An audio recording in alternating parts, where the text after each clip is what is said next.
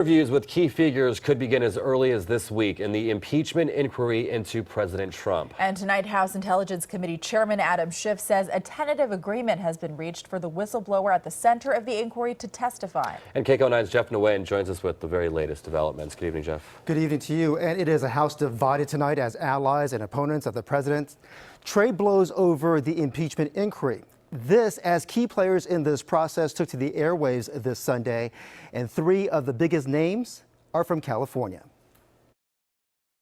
We'll get the unfiltered testimony of that whistleblower. The chair of the House Intelligence Committee says his panel has reached a deal to secure testimony from the anonymous whistleblower whose complaint launched an impeachment investigation into President Trump.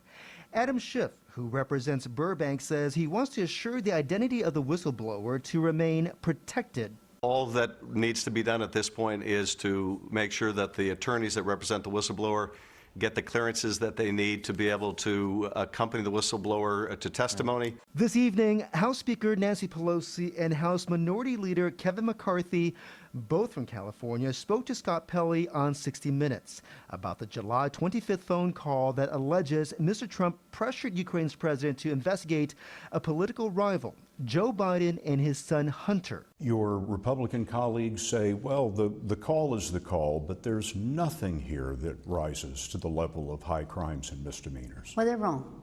And it remains to be seen, because it's not just what happens in the call, it's part of the sequencing of events as well. The president did nothing in this phone call that's impeachable. Earlier, the president went on a tweet storm saying that Schiff made up what he said by lying to Congress. He also wrote, "I deserve to meet my accuser, the so-called whistleblower." The tweet storm. Your reaction? This is really unusual. Claremont McKenna political science professor Jack Pitney is a former deputy director of research at the Republican National Committee. And the whole idea of the Whistleblower Protection Act is to preserve the anonymity of the whistleblower. Interviews with key figures in the inquiry could begin as early as this week.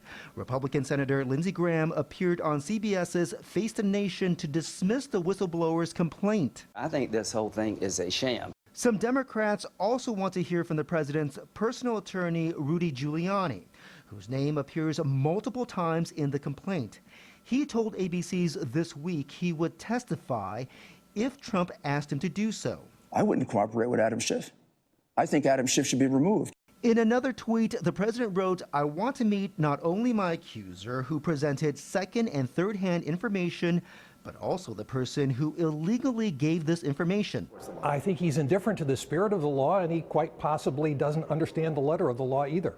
A new CBS poll found the majority of Americans approve of Congress opening the impeachment inquiry.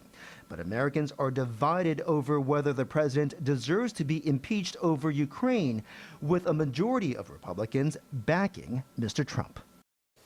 And during his tweet storm, Mr. Trump tweeted a quote from a pastor saying, "Impeachment could trigger a civil war-like fracture in the country." In the meantime, one of the whistleblower's lawyers says no date or time has been set for his testimony. Sarah? Jeff, thank you. Tonight, the start of the Jewish High Holy Days. It's the eve of Rosh Hashanah, the Jewish New Year.